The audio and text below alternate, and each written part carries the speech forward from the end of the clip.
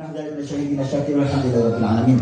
Rahmatullah, khusus keluarga besar Mbak Pina Sasmita Jaya, para sepuh kini sepuh. Juga khususnya lagi adalah RT 3 RW 24 Pamulang Barat. Di sini hadir bersama kita para sepuh kita, ketua kita, ketua RW, ketua RT, semua ada lengkap. Termasuk Bapak Ketua RT yang menjabat, Bapak Ketua RT yang menjabat hari ini, Bapak Dede, alhamdulillah lengkap hadir bersama dengan kita. Bapak dan Ibu yang saya tidak bisa pun sebutkan satu-satu tanpa mengurangi rasa hormat. Alhamdulillah Allah mengizinkan kita malam hari ini untuk bertemu mengajar silaturahim, menyambut tali kasih di antara kita semua sekaligus belajar bersama.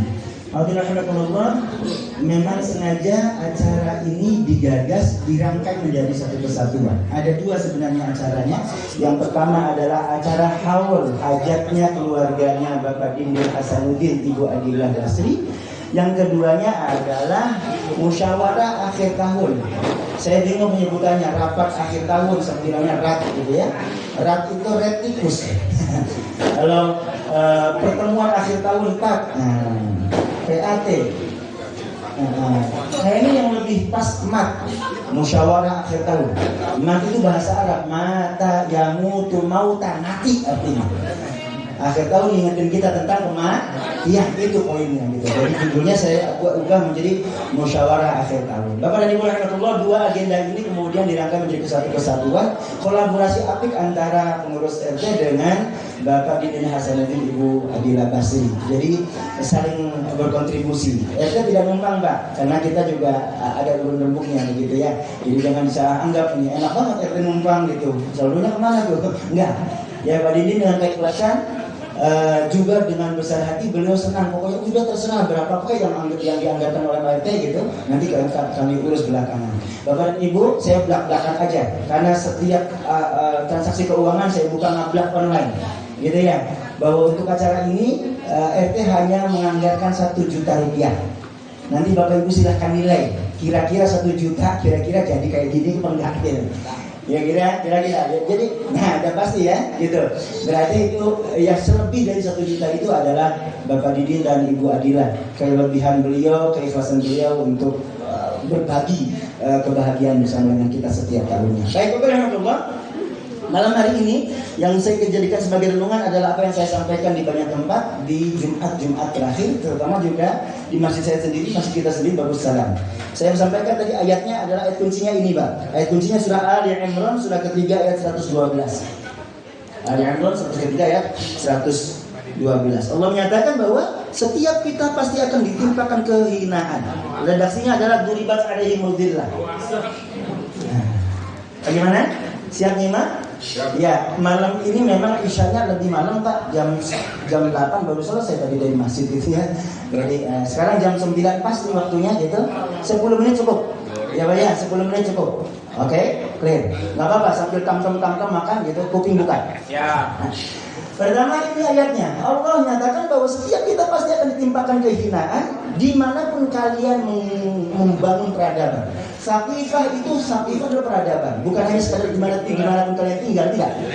Tapi dimanapun kita membangun peradaban, apakah di kantor, di tempat tinggal kita di pemukiman saat ini, atau di tempat kita relasi kita dimanapun adanya, gitu, kita akan mendapatkan kehinaan kecuali dua yang dikecualikan. Illa bihablin minallah wa hablin minan nas. Kecuali kalau kita mampu berpegang teguh pada tali Allah dan tali manusia. Bapak dan Ibu, ayatnya ini lanjutannya adalah kalau kita lanjutkan ternyata bukan hanya hina Pak, tapi waba'u bi ghadabin minallah wa duribat alaihimul maskanah. Ba'u bi ghadabin minallah itu mendapatkan murkanya Allah dan sekaligus duribat alaihimul maskanah, miskin. Miskin tidak selalu berarti materi Pak ya. Miskin hati juga bisa. Ada banyak orang yang miskin hati. Tidak pandai bersyukur itu miskin hati. Tidak tahu berterima kasih itu miskin hati. Tidak mengapresiasi itu miskin hati. Jangan dikira miskin cuma urusan materi. Bapak yang rahmatullah, ini jadi kita akan ditimpakan 3 poin. 1 hina, 2 murka, yang ketiga miskin. Kalau kita tidak mampu menjalin hubungan baik dengan Allah dan sesama manusia. Clear? Dah. Ini poin 1. Surah Ali Imran 3 ayat 112. Yang kemudian manusia yang kita wajib hubungan baik bersama mereka itu siapa saja? Ada ayat berikutnya, ayat yang ke surah An-Nisa surah keempat ayat 36. Allah menyatakan Wa'budullaha wa la tusyriku bihi syai'an wa bil walidayni ihsana wa bidzil qurba wal yatama wal masakin wal jari dzil qurba wal jari junub wasahbi bil jambi wa bis sabila wa ma malakat aymanukum. Saya catat ada 9 orang yang wajib kita berhubungan baik dengan mereka itu. Ada 9. Setelah kita menghamba kepada Allah hablum minallah, maka yang berikutnya hablum minan nasnya ada 9. Sebentar geser dulu sebentar. Nah. Iya, benar.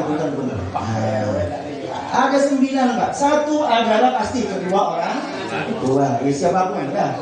Jangankan kita yang beriman, yang tidak juga sama. Bakti kepada orang tua. Yang ketiga, 2 adalah kerabat. Kerabat terdekat itu adalah yang paling dekat adalah siapa Pak? Keluarga inti. Suami, istri, anak, menantu, cucu, kakak, adik, terus kerabat. 2. Yang ketiga yatim. Yang keempat miskin. Yang kelima tetangga dekat. Wal jari dzil qurba. Yang berikutnya yang kelima adalah wal jari dzil qurba, tetangga dekat. Mufassir menjelaskan tetangga dekat itu siapa? 1, 2, 3 rumah nempel di samping kanan kiri kita. Itu adalah tetangga dekat. Kalau kita tafsirkan lebih luas, tetangga dekat itu 1 RT. Lalu yang berikutnya wal jari junub, tetangga jauh. Tetangga jauh itu 40 rumah kanan, 40 rumah kiri, 40 depan, 40 belakang. Tetangga RT. Berarti tetangga RT 1 RW. Itu pesannya. Tetangga dekat 1 RT, tetangga jauh 1 RW. 1 komplek ini adalah tetangga kita semua. Dan kita wajib menjalin hubungan baik dengan mereka semua. Yang ketujuh teman sejawat, bisa juga istri dalam konteks ini. Teman sejawat, teman seperjuangan, teman sekantor, teman iya Pak, itu bagian dari. Yang kedelapannya Ibnu Sabil dulu dipahami sebagai yang berada dalam perjalanan. Sekarang bisa dipahami lebih luas dengan beasiswa untuk mahasiswa yang sedang kuliah, misalnya seterusnya. Yang terakhir hamba sahaya, dulu bahasanya wa ma malakat aymanukum, yang kalian miliki, tangan kanan kalian miliki. Tangan kanan miliki adalah hari ini diterjemahkan sebagai pembantu kita, karyawan kita, orang-orang yang berada dalam genggaman kekuasaan kita. Itu 9 orang yang wajib kita hubungan baik bersama mereka. Bapak dan Ibu, saya kasih warna merah-merah untuk yang dekat-dekat dengan kita. Kedua orang tua, kerabat, tetangga dekat, tetangga jauh, teman sejawat, hamba sahaya, atau pembantu karyawan kita. Ini orang-orang yang kita wajib hubungan baik dengan mereka. Pak, Bu, halo. Hari ini kita sudah berada di lingkungan kita RT 3 ini 20 tahun. Saya masuk November 2004. Sekarang 2024. 20 tahun 1 bulan. Sekian hari. Halo, ada yang lebih awal dari saya, ada yang lebih belakang dari saya. Kurang lebih ya Pak ya? Juli. Lebih 20-an tahun ya Pak ya. Halo Pak, sekarang kita introspeksi. Sudahkah kita semakin dekat dengan tetangga dekat kita? Atau malah sebaliknya kita semakin jauh? Setiap tahun kita bikin acara, ada halal bihalal, Agustusan, ini tahun baruan gitu. Momentum ini kita berusaha untuk mengikat erat persaudaraan di antara kita. Tapi mari kita koreksi sekarang, setelah 20 tahun itu apa semakin dekat atau malah semakin jauh? Kalau semakin jauh berarti ada sesuatu di antara kita. Ada yang salah dengan kita. Naif sekali. Pak, Bu, halo. Bapak Ibu mau umur berapa matinya? Mohon maaf, bahasanya kasar. Saya saat ini 51 tahun Pak. Panjang umur. Kalau saya mengikuti usianya Nabi, 61 tahun Nabi itu. Kalau hitungannya Masehi. 10 tahun lagi. Yes. Saya 10 tahun lagi. Umur saya tinggal 10 tahun lagi kalau mengikuti Nabi. Kalau hitungannya Masehi cuma 61 tahun. 63 tahun itu kalau Hijriah Pak hitungannya. Clear ya? Sekarang kita ngukur masing-masing. Bapak umur berapa, Ibu umur berapa? Mau berapa tahun lagi kita tinggal dalam dunia? Mau kayak gini terus? Berantem terus? Nggak akur terus? Sampai kapan? Sampai mati? Astagfirullahaladzim. Wah, sedih Pak. Kita membangun peradaban di sini 20 tahun, tapi ternyata banyak sekali kemudian konflik kepentingan, ego, sentris yang nggak jelas apa hubungan. Sayang sekali kita hina di hati manusia maupun sama manusia soal kami dari Allah Subhanahu Wa Taala. Yang bukan hanya hina, mendapat murka Allah Subhanahu Wa Taala. Yang ketiga adalah miskin. Mohon maaf, miskin materi maupun materi. Ya kan, Masya Allah, sampai kapan kita kayak gini? Gitu ya. Jangan sampai pertemuan kayak gini ini hanya sekedar maaf, cuma sekedar seremoni, sekedar upacara.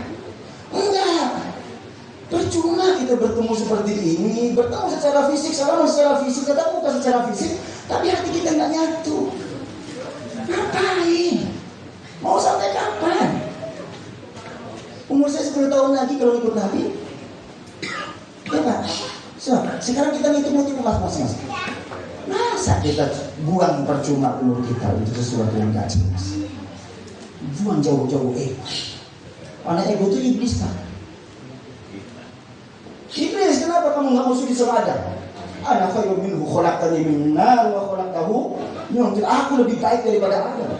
Jadi kalau kita karena merasa lebih tua, kita merasa lebih baik dari orang lain, iblis.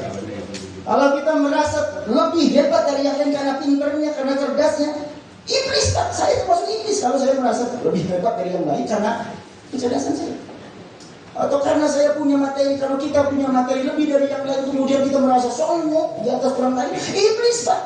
Bu, apa kita mau jadi iblis? Mau lebih dulu.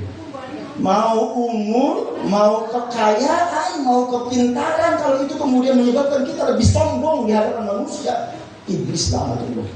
Mau gimana? Baik, Bapak rahmatullah, sekarang tuntunannya. Mohon maaf saya paksa keras. Tuntunannya sekarang. Bagaimana tuntunan Nabi kepada orang-orang terdekat tadi? Terutama kepada kaum kerabat, terutama kepada tetangga dekat, satu RT, satu lingkungan. Pak, dalam hadis Nabi Sahih Bukhari maupun Muslim, saya temukan ternyata redaksinya ada 3. Man kana yu'minu billahi wal yawmil akhir. Yang pertama redaksinya fal yukrim jarahu. Bu, apa tadi redaksinya? Fal yukrim jarahu, muliakan tetangganya. 1. Redaksi yang kedua, fal yuhsin ila jarihi. Apa itu? Berbuat baiklah kepada tetangganya. 2. Yang ketiga, fala yu'zi jarahu, jangan sakiti tetangganya. Saya awalnya menganggap ini redaksi yang berbeda dan memang dibolehkan dalam ilmu hadis. Meriwayatkan hadis bil makna itu boleh, tidak harus persis redaksinya. Tapi direnungkan kembali, ternyata ini punya pesan yang luar biasa, Pak RW. Ya, Pak RW. Ternyata ini 3 pesan yang luar biasa. Pesan yang pertama bunyinya fal yukrim jarahu, ini yang paling ideal. Muliakan tetanggamu. Bagaimana muliakan itu? Imam Al-Ghazali menyebutkan, Pak, karimnya Allah Subhanahu wa taala itu konkretnya 4. Allah Maha memberi kepada siapapun yang minta. Yang kedua, Allah memberi kepada orang yang bahkan yang tidak minta sekalipun. Yang ketiga, Allah memberi lebih dari yang diminta. Yang keempat, Allah memberi terhadap musuhnya sekalipun. Kalau kita mau fal yukrim jarahu, coba terapkan ini 4 ini. Memberi kepada siapapun yang minta. Kemudian yang kedua, memberi tanpa diminta. Yang ketiga, memberi lebih dari yang diminta. Yang keempat ini yang istimewa banget. Memberi kepada siapapun termasuk yang memusuhi kita. Bapak Ibu musuhin saya, benci sama saya, tapi saya kasih. Oh itu keren. Itu yang paling hebat tuh. Memang gak gampang. Oke, karena itu maka kemudian Nabi memberi petunjuk yang kedua, fal yuhsin ila jari. Kalau kamu tidak mampu memberi kepada musuhmu, maka sekurang-kurangnya berbuat baiklah selalu kepadanya. Tetap aja kita nggak baik sama, terserah urusan dia, bohong sama kita misalnya, maaf, benci banget sama kita, bodoh urusan dia, bukan urusan saya.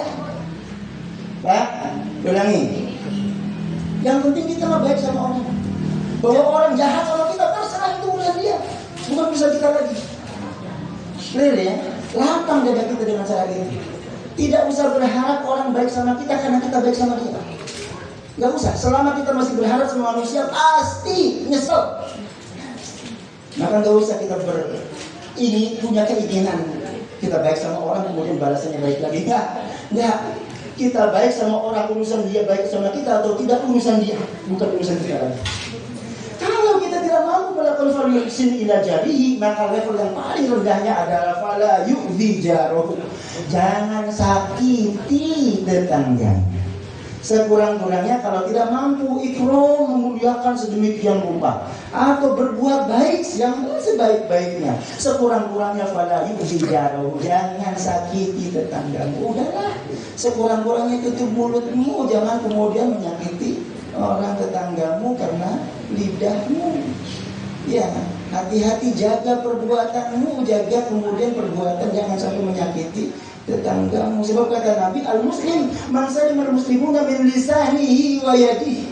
Orang Islam sesungguhnya itu adalah orang yang mampu membawa kedamaian kepada orang lain. Dia mampu menjaga mulut dan tangannya dari menyakiti orang lain.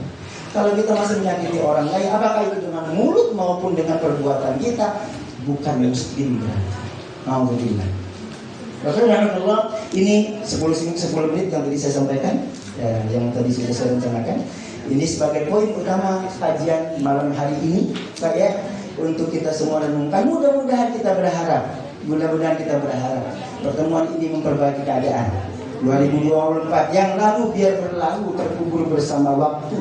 Kita buka lembaran baru. 2025 nanti kondisi kita, lingkungan kita lebih harmonis lagi, lebih baik lagi. Insya Allah nggak ada lagi gontok-gontokan, nggak ada sikut-sikutan, nggak ada adu kepentingan. Tidak ada lagi kemudian yang merasa egosentrik, sektoral gitu ya. Merasa paling tua, merasa paling pintar, merasa paling kaya, merasa paling segalanya. No, sudah kita semua sama. Ya Adam, kullukum min Adam wa Adam min turab. Hai anak Adam, semua kalian berasal dari Adam. Adam dari tanah. Apa yang dibanggakan dari tanah? Sama-sama tanah kita. Dan kita semua pasti sebentar lagi akan kembali ke tanah. Alhamdulillah kalau kita hari ini belum sadar. Mudah-mudahan Allah mengejar kesadaran kita untuk kemudian semakin baik hubungannya dengan Allah Subhanahu wa taala dan sama manusia. Amin. Ya Rabbal alamin.